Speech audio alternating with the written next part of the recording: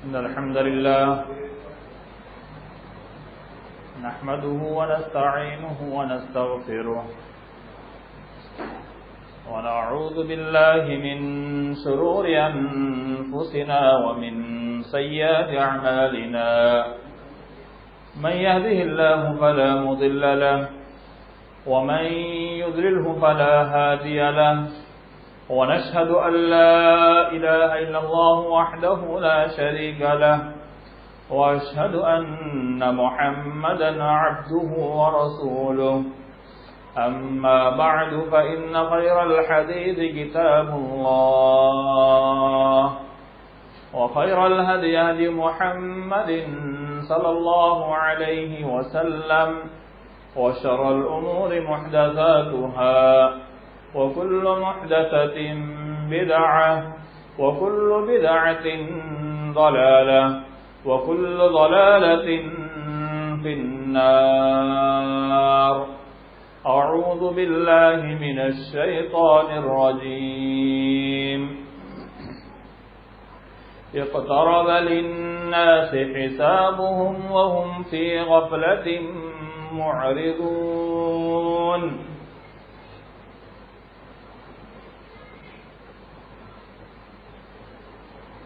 محترم سامعین، اللہ رب العالمین نے ہم انسانوں کو اس دار فانی میں بعوث فرمایا، اس دار فانی میں پیدا فرمایا۔ پیدا فرمانے کے بعد اللہ رب العالمین نے ہمیں سوچنے سمجھنے کی طاقت عطا فرمائی۔ اللہ رب العالمین نے ہماری رہنمائی کے لیے انبیاء علیہ السلام کا سلسلہ جاری کیا۔ تمام انبیاء نے اپنی امت کو اللہ رب العالمین کا دیا ہوا پیغام بتلایا۔ اللہ کے رسول صلی اللہ علیہ وسلم اس دنیا میں مبعوث ہوئے۔ اس دنیا میں آنے کے بعد امت محمدیہ کو ان سارے احکام سے آگاہ کیا جس کا اللہ رب العالمین نے مکلف کیا ہے۔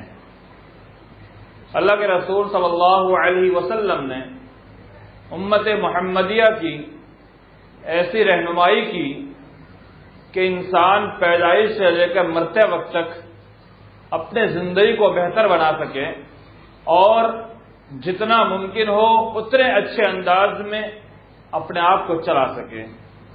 لیکن ہماری کم علمی، ہماری نادانی اور ہم انسان ہونے کے ناطے اس کے باوجود بھی ایسے ایسے کارنامے انجام دے دیتے ہیں جس کو ہم گناہ تصور ہی نہیں کرتے، بلکہ ہم سوچتے ہیں یہ کہاں غلط کام ہو رہا ہے، جبکہ شریعت کی نگاہ میں دیکھا جائے تو وہ سارے کے سارے کام غلط نظر آتے ہیں۔ آج کے اس خطبہ میں جس عنوان پر آپ کے سامنے لب کشائی کرنی ہے، محاسبہ نفس، نفس کا محاسبہ، نفس کا حساب، یعنی اپنے آپ کا ہم خود حساب لیں، اس تعلق سے انشاءاللہ آج گفتگو ہوگی۔ محترم سامعین، انگریزی کے اعتبار سے، شمسی کے اعتبار سے، شمسی یعنی سورج کے حساب سے جو ایام چلتے ہیں، اس اعتبار سے ہم نے ایک سال مکمل کیا اور اگلے سال میں ہم داخل ہو چکے ہیں، جس کی آج 1 تاریخ ہے۔ کل رات میں کسی صاحب نے سوال کیا، واٹس ایپ پر بھیجا کہ نئے سال کی مبارکباد دینا کیسا ہے، پروف کے ساتھ بتلائے، قرآن و سنت کی روشنی میں بتلائے۔ پھر جب میں نے جواب نہیں دیا تو انہوں نے پھر بھیجا کہ پروف کے ساتھ کتاب و سنت کی روشنی میں بتلائے۔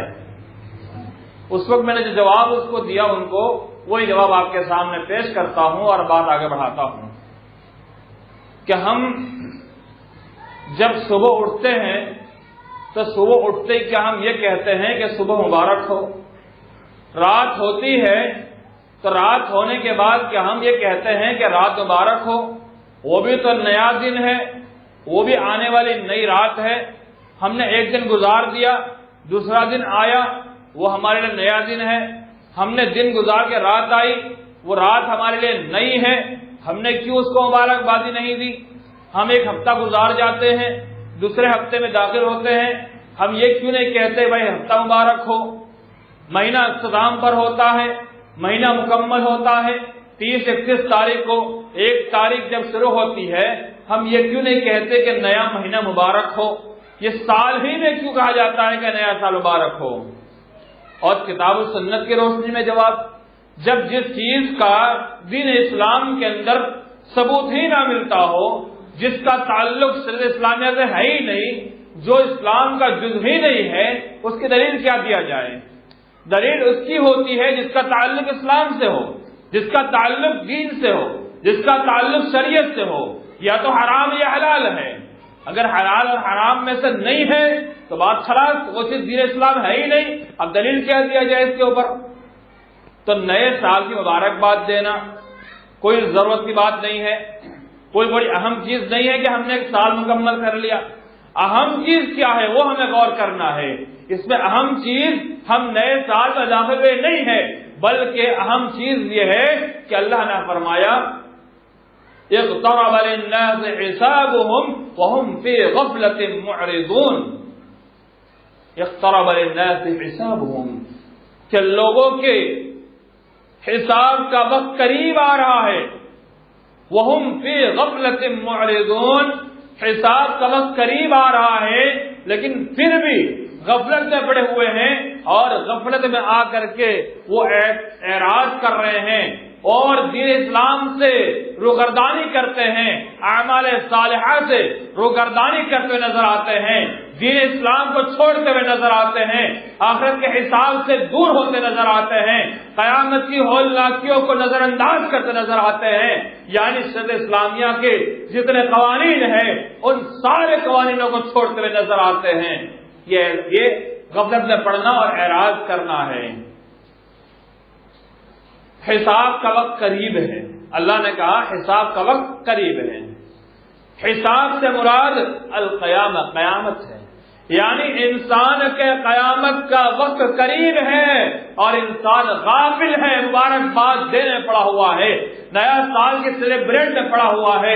آج دیکھیے اعلی پیمانے پر جب مشاہدہ کیا جائے، جب دیکھا جائے تو نہ جانے کتنے مسلمان ایسے ہیں جو ان یوروپین کی اقتدا میں، ان کی چال کے چلنے میں آج اتنے گمراہ ہو چکے ہیں کہ سیلیبریٹ اور یہ 1 جنوری کو ہونے والی عیاشی کو بھول کر کے سوچتے ہیں یہ تو ہمارا ایک خوشی کا دن ہے. عیسائیوں نے، یہودیوں نے اسے شروعات کی اور اس رات کو وہ لوگ شراب پیتے ہیں اور زنا کاری کرتے ہیں. 10 منٹ کا جو وقفہ ہوتا ہے اس کے اندر نہ جانے کتنی عورتیں حاملہ ہو جاتی ہے، نہ جانے کتنی عورتیں زنا کے اندر ملوث نظر آتی ہے، نہ جانے کتنی عورتیں ایسی ہیں جو شرمسار ہو جاتی ہے. ایک واقعہ بیان کیا جاتا ہے، بہت مشہور واقعہ، بہت مشہور ہوا تھا. 31 دسمبر جب رات میں لائٹ بند کی جاتی ہے ہال کے اندر اور 10 منٹ کا جو وقت ہوتا ہے اس کے اندر ایک شخص نے سوچا کہ آج میں دیکھتا ہوں کہ اس رات میرے ساتھ کون سی عورت لگی ہوئی ہے.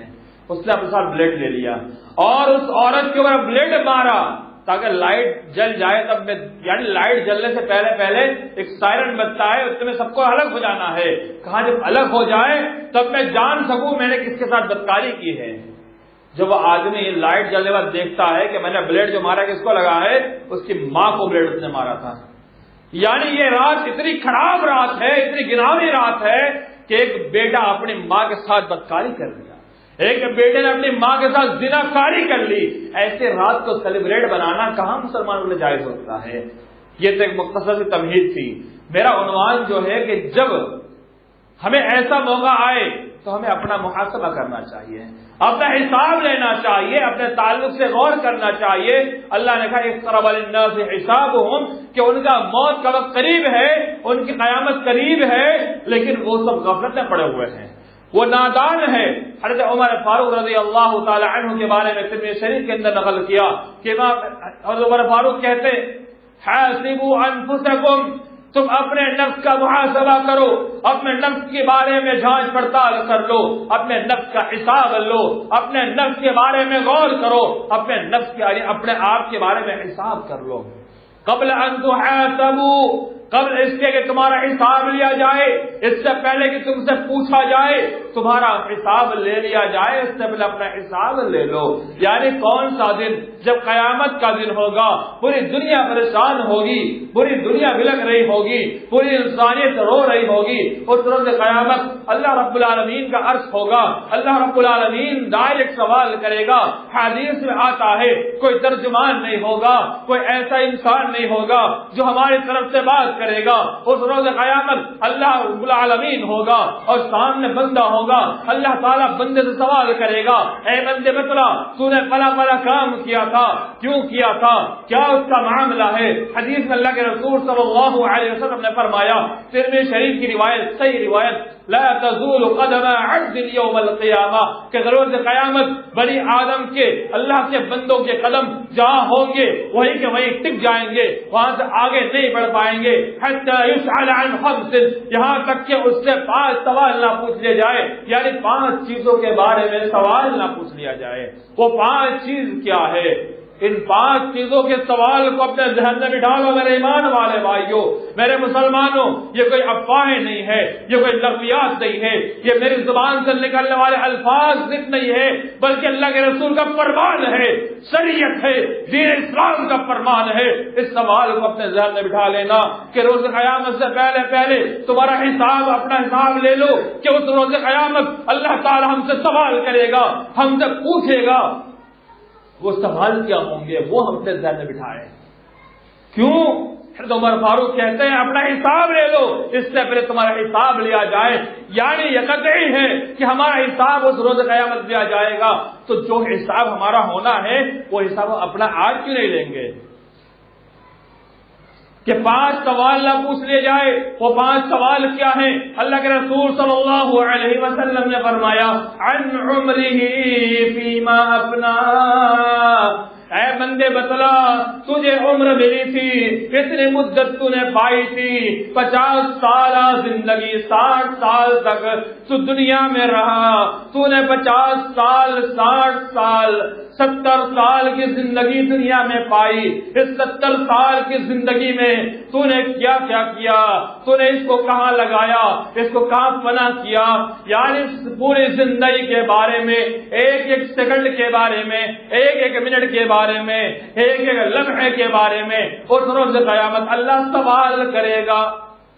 2 جمعہ پہلے میں نے ایک بات کہی تھی بھروچ کے اندر کہ یہ نہ سوچے کہ دنیا کا معاملہ الگ ہے، آخرت کا معاملہ الگ ہے، بلکہ دنیا اور آخرت ان دونوں کا تعلق 100% ہے. یعنی یہ نہ سمجھے دنیا میں جو ہو گیا خلاص، مرنے کے بعد کیا بس مٹی ہو جائیں گے، خلاص ہو جائیں گے، نہیں، بلکہ دنیا میں جو کیا ہے اس کا حساب آخرت پہ دینا ہے.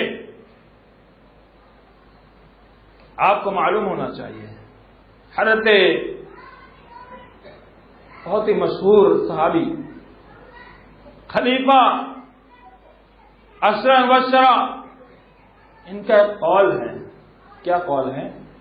کہا یہ دنیا دار العمل ہے جہاں حساب نہیں ہوگا، اور آخرت دار الحساب ہے وہاں عمل نہیں ہوگا. نہیں سمجھے؟ یہ دنیاوی زندگی ہمارے لیے عمل کی جگہ ہے، ہم یہاں پر جو عمل کریں گے وہ عمل کا حساب آخرت میں ہوگا. یعنی جب قیامت برپا ہوگی، اس قیامت میں اللہ رب العالمین سوال کرے گا، اللہ تعالی حساب لے گا، اور بندہ کہے گا اے اللہ مجھے دنیا میں بھیج دے، میں جاؤں گا، میں جو نہیں کر کے آیا ہوں وہ عمل دوبارہ کر کے آؤں گا. یہ بندے کی تمنا ہوگی. اللہ کہے گا کلا، اب موقع نہیں دیا جائے گا. یعنی انسان نے جتنی عمر پائی اس عمر کے بارے میں اللہ سوال کرے گا، اس کا جواب دینا ہے. دوسرا سوال کیا ہوگا؟ عن شبابہ فیما ابلا،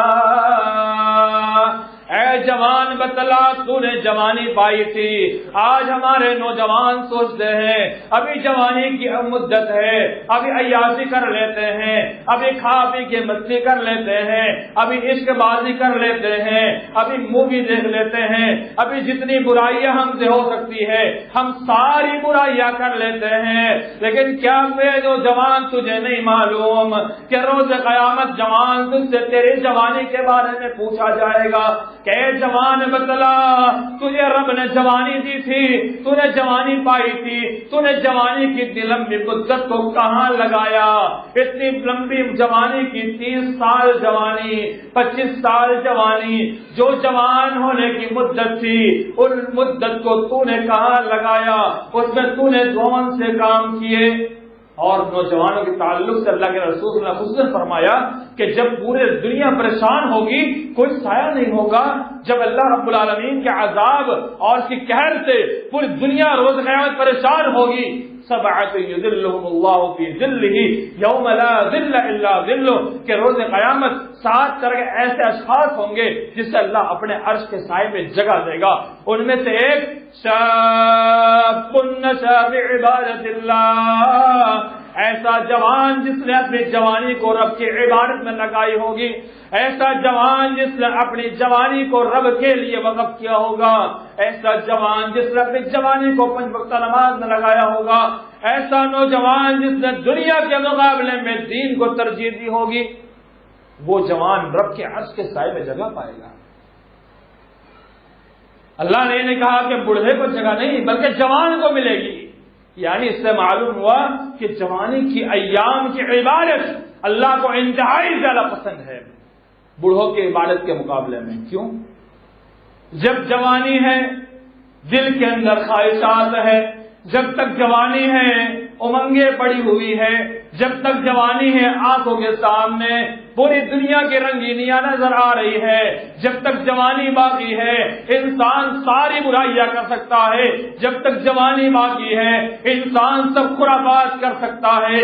جیسے جوانی ڈل جائے گی بڑھاپا آئے گا, اس بڑھاپے کے اندر اللہ اللہ کرنے کے علاوہ کچھ باقی نہیں رہتا, انسان گناہ کرنے کے قابل نہیں رہتا, انسان برائی کرنے کے قابل نہیں رہتا, انسان زنا کرنے کے قابل بھی نہیں رہتا, انسان دنیا کی عیش و عشرت میں انسان گھومنے کے لیے قابل نہیں رہتا. ایک چیز ہوتی ہے مجبوری, ایک چیز ہوتی ہے مجبوری, ایک طاقت. جوانی میں انسان کے پاس طاقت ہے برائی کرنے کی, جوانی میں انسان کے پاس سب کچھ کرنے کی طاقت ہے, لیکن ان برائیوں کی طاقت ہونے کے باوجود اپنے نفس کے اوپر کنٹرول کر کے اللہ کے لیے اپنی زندگی وقف کر دیتا ہے. رب کعبہ قسم ایسے ہی نوجوان میرے رب کو سب سے زیادہ پسند ہے. اصحاب کہف کا واقعہ آپ کو معلوم ہونا چاہیے. اصحاب کہف جو چند لوگ غار میں چھپ گئے تھے, جن کا تذکر اللہ تعالیٰ نے قرآن مجید میں پورے سورۃ کہف نازل کر کے فرما دیا, وہ سارے کے سارے نوجوان تھے.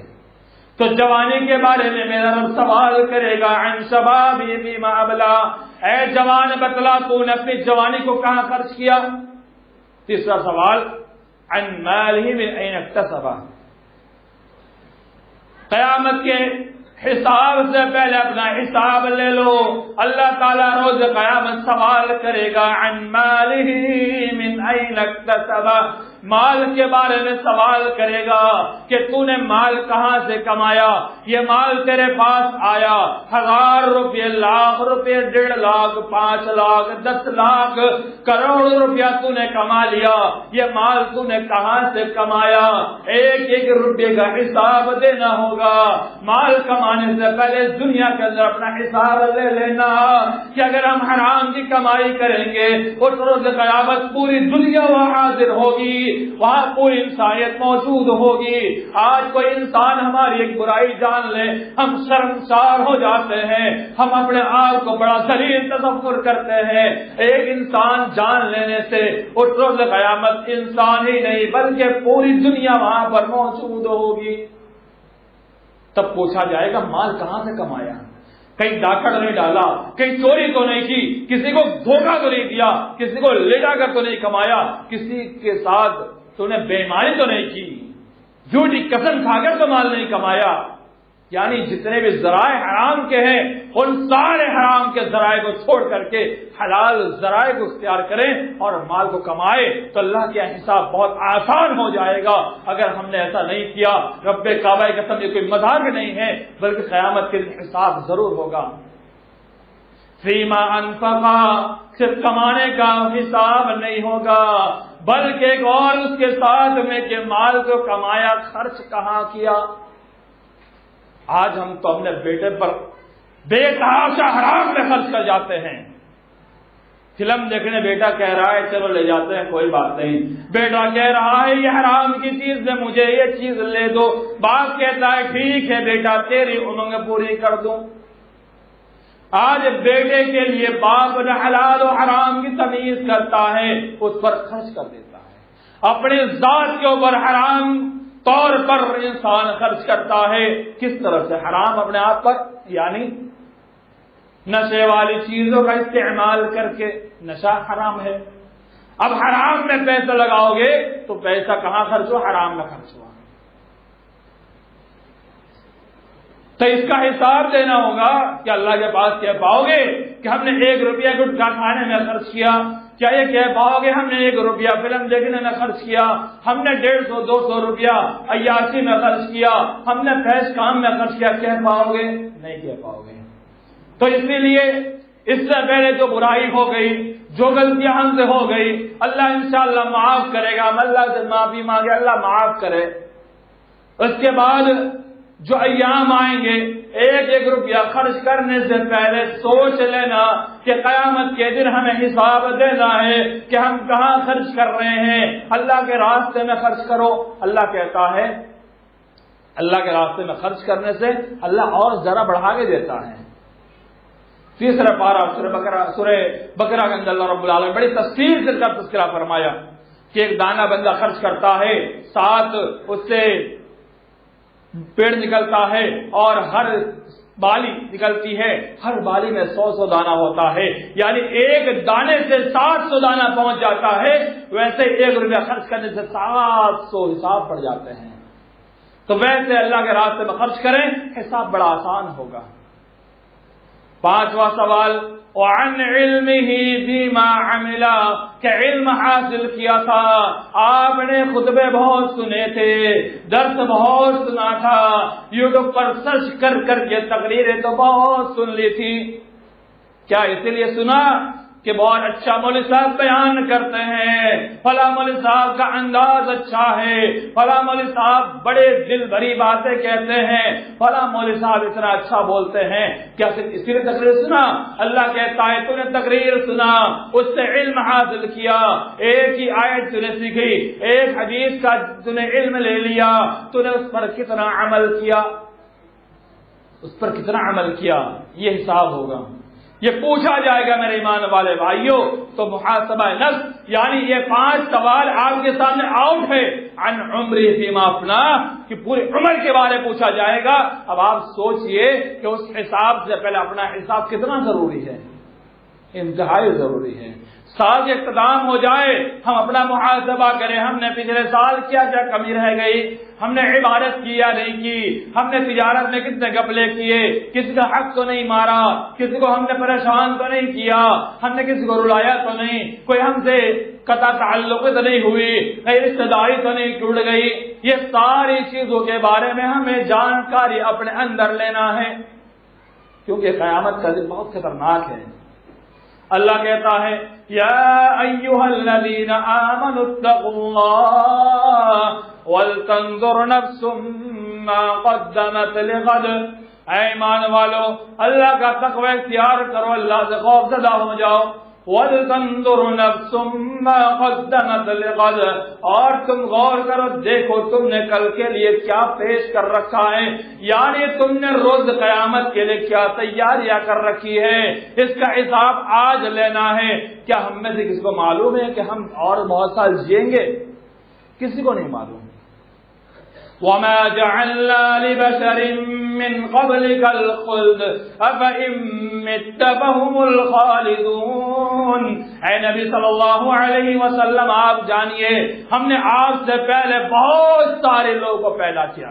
بشر بہت سے انسان پیدا کیا أَفَإِن مِّتَّ فَهُمُ الْخَالِدُونَ، آپ کو جب موت آنی ہے تو وہ ہمیشہ کیسے رہ سکتے ہیں؟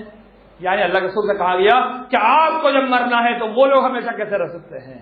کل نفس ذائقۃ الموت، ہر نفس کو موت کا مزہ چکھنا ہی چکھنا ہے، ہر کسی کو موت آنی ہے چاہے کوئی بھی ہو۔ آئیے آپ کے سامنے صحابہ کرام میں خلفائے اربع کیسے محاسبہ نفس کرتے تھے، یعنی اپنا نفس کا حساب کیسے لیتے تھے، میں آپ کے سامنے پیش کروں۔ امام ابن قیم رحمہ اللہ نے اپنی کتاب دوائے شافی کے اندر اسے نقل کیا ہے۔ حضرت ابوبکر صدیق رضی اللہ تعالی عنہ کے بارے میں بتایا، ان کے اعمال کے بارے میں آپ کیا جانتے ہیں؟ عشرہ مبشرہ، یعنی جنہیں جنت کی بشارت دنیا میں دی گئی، یعنی دنیا میں جسے جنتی کہہ دیا گیا کہ ابوبکر صدیق ہوا فی الجنہ، اللہ کے رسول کی زبانی وہ جنت میں ہے۔ ان کا معاملہ دیکھیے کیا ہے۔ حضرت ابوبکر صدیق رضی اللہ تعالی عنہ کہتے ہیں، کیا کہتے ہیں؟ کہتے ہیں کہ میں کسی انسان کے جسم کا بال ہوتا میرا حساب ہی نہیں ہوتا۔ انسان کے جسم میں بال کا کوئی حساب نہیں ہے، کہاں میں انسان جسم کا بال بن جاتا انسان نہ ہوتا۔ وہ کہتے ہیں میں کوئی درخت ہوتا جو کاٹ کے پھینک دیا جاتا، لوگ اس کے پھل کھا لیتے، اور ایک قول میں گھاس پھوس ہوتا جسے جانور کھا لیتے۔ یہ خوف دیکھے، حساب کا خوف، اپنا حساب دیکھے۔ ایک عشرہ مبشرہ میں ابوبکر صدیق خلیفہ اول اللہ کے رسول کی حیات میں امامت کرنے والے صحابی اللہ کے رسول کی وفات کے بعد پہلے خلیفہ، اور آپ کے بعد امامت کی ذمہ داری، خلافت کی ذمہ داری، سب کچھ آپ کے ہاتھ میں، مراتب میں سب سے اعلیٰ۔ لیکن کیا کہتے ہیں کہ میں کوئی درخت ہوتا، کوئی گھاس ہوتا۔ حضرت عمر فاروق رضی اللہ تعالی عنہ کے بارے میں بتایا جاتا ہے آپ کو دیکھ کر شیطان راستہ بدل دیتا تھا۔ حضرت عمر فاروق سورۃ طور کی تلاوت کرتے ہیں، ان عذاب ربک لواقع، یہ آیت پر پہنچتے ہیں کہ میں تیرے رب کا عذاب واقع ہونے والا ہے، تیرے رب کا عذاب آنے والا ہے، یعنی قیامت آنے والی ہے۔ وہ کہتے ہیں کہ میں درمیان میں رہوں، میرا نہ مجھے نہ ثواب ملے، نہ جزا ملے، نہ عذاب ملے، میں درمیان میں ایسے ہی رہوں، نہ مجھے ثواب چاہیے، نہ مجھے اچھا نہ برا بدلہ چاہیے، میرا حساب ہی نہ ہو۔ اتنا خوف زدہ حضرت عثمان غنی رضی اللہ تعالی عنہ، بڑے ہی مشہور صحابی، اور جن کے تعلق سے اللہ کے رسول صلی اللہ علیہ وسلم نے کہا کہ حضرت عثمان اگر آج کے بعد کوئی بھی نیک عمل نہ کرے، کوئی نیکی نہ کرے، تب بھی کفایت کر جائے گا۔ یعنی انہوں نے جو اللہ کے راستے فیاضی دکھلائی تھی، اتنا مال خرچ کیا تھا کہ اگر آج کل 1 روپیہ بھی خرچ نہ کرے، کوئی عمل نہ کرے، تب بھی کفایت کر جائے گا۔ لیکن وہی عثمان غنی دیکھیے کیا کہتے ہیں، ان کو خوف طاری ہوتا ہے۔ حضرت عثمان غنی رضی اللہ تعالی عنہ امیر المؤمنین ہے، وہ کیا کہتے ہیں؟ حضرت عثمان غنی رضی اللہ تعالی عنہ، ان کے بارے ایک بات اور بیان کی جاتی ہے کہ آپ جب قبر میں بیٹھتے تھے اتنا روتے، رونے کی وجہ کیا تھی؟ حساب سے ڈر، حساب کا خوف۔ اور ایک بات امام ابن قیم نے جو نقل کیا ہے اس میں یہ بات نقل کی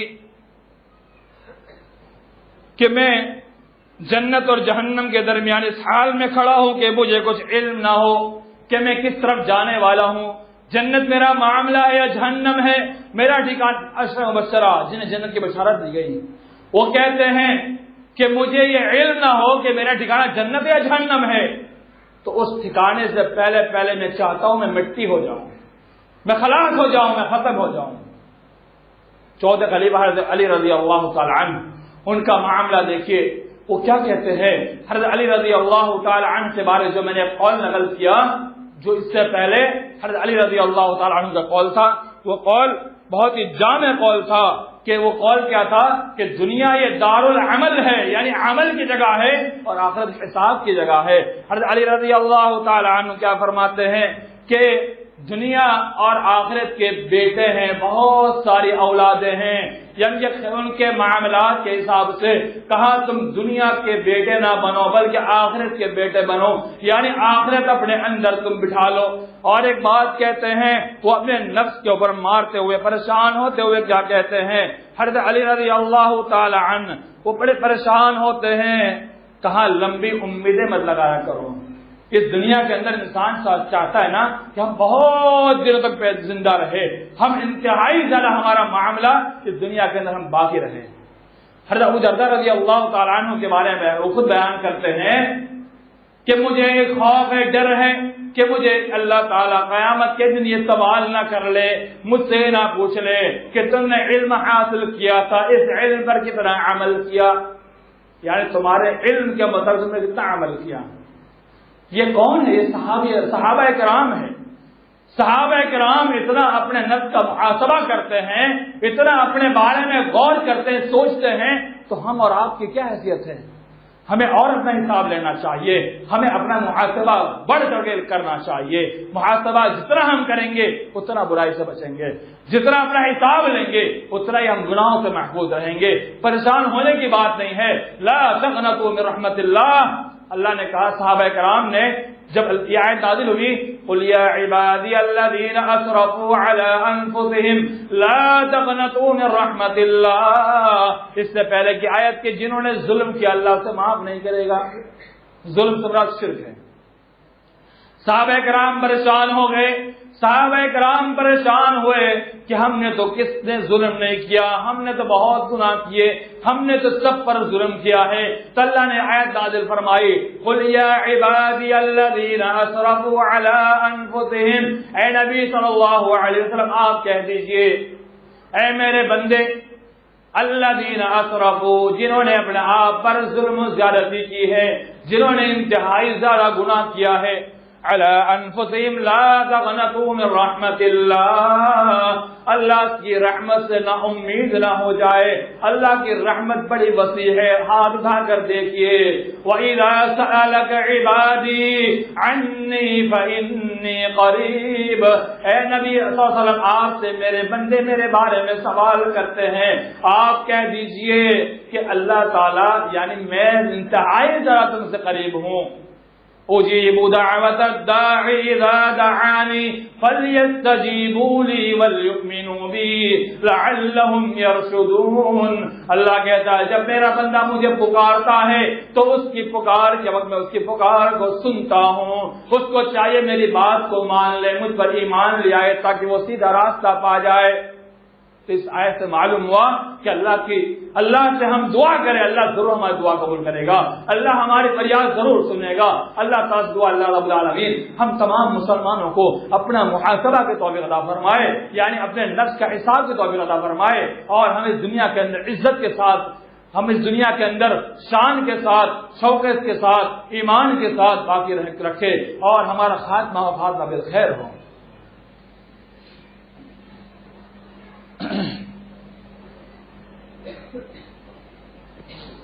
میرے اسلامی بھائیوں، اپنے نفس کا حساب یہ انتہائی ضروری ہے۔ ہر انسان کو اپنا حساب صبح سے شام، شام سے صبح لینا چاہیے۔ حضرت عبداللہ بن عمر رضی اللہ تعالیٰ عنہ کا ایک قول بیان کر اپنی بات ختم کرتا ہوں۔ حضرت عبداللہ بن عمر رضی اللہ تعالیٰ عنہ کہتے تھے، کان ابن عمر یقول، کہتے اذا امسیت فلا تنتظر الصباح، جب تم شام کر لو صبح کا انتظار مت کرو، یعنی تم شام جب تمہاری ہو جائے تو یہ نہ سوچنا ہم صبح تک پہنچ جائیں گے اور ہم صبح صحیح سالم اٹھ جائیں گے، بلکہ اپنا حساب رات میں کر کے ختم کر دو۔ وَإِذَا أَصْبَحْتَ فَلَا تَنتَظِرِ الْمَسَاءَ، جب تم صبح کر لو تو شام کا انتظار مت کرو، صبح ہی معاملہ نپٹا دو، شام کا انتظار مت کرو، یعنی صبح سے شام کا انتظار بھی نہیں کرنا ہے۔ یہاں تو ہم 60 سال زندگی کا انتظار کرے بیٹھے ہوئے ہیں، ابھی ہم لمبی زندگی ڈھونڈ کے بیٹھے ہوئے ہیں۔ عبداللہ عمر کہتے ہیں کہ صبح سے شام کا، شام کے صبح کا انتظار ہی مت کرو۔ تو اپنا محاسبہ ہم ہر وقت کرتے رہیں، اپنا حساب ہر وقت لیتے رہیں۔ اللہ تعالیٰ ہم تمام مسلمانوں کو صحیح معنوں میں اپنا حساب کی توفیق عطا فرمائے، اور دنیا کے اندر ہمیں اس دنیا کے اندر گناہوں سے محفوظ رہنے توفیق فرمائے. یا اللہ ہم سے جو گناہ ہوئے خطا ہوئے اللہ معاف فرما دے. یا اللہ بچی ہوئی زندگی ہمیں اللہ تو اس دنیا کے اندر ایمان کے ساتھ گزار توفیق فرما, عمل صالح کے ساتھ گزار توفیق فرما. یا اللہ ہماری موت بھی ہو یا اللہ ایمان پر ہو, یا اللہ خاتمہ بالخیر ہو. بعد کی زندگی میں اللہ تو ہمارے حساب کو آسان کر دے. یا اللہ تیرے ہاتھ میں آسان کرنا ہمارے بس میں کچھ بھی نہیں ہے, ہم لاچار ہے, محتاج ہے. یا اللہ تو ہی قدرت والا ہے, تو ہی طاقت والا ہے. اللہ تمام مسلمانوں کو صحیح معنوں میں روز قیامت بے عزتی سے ذلت سے محفوظ رکھے اور ہمیں عزت کے ساتھ جنت تک پہنچنے کی ہمیں اللہ رب العالمین سہولت فراہم کرے اور ہمیں جنت الفردوس میں اعلیٰ مقام عطا فرمائے. وآخر دعوانا الحمد للہ رب العالمین.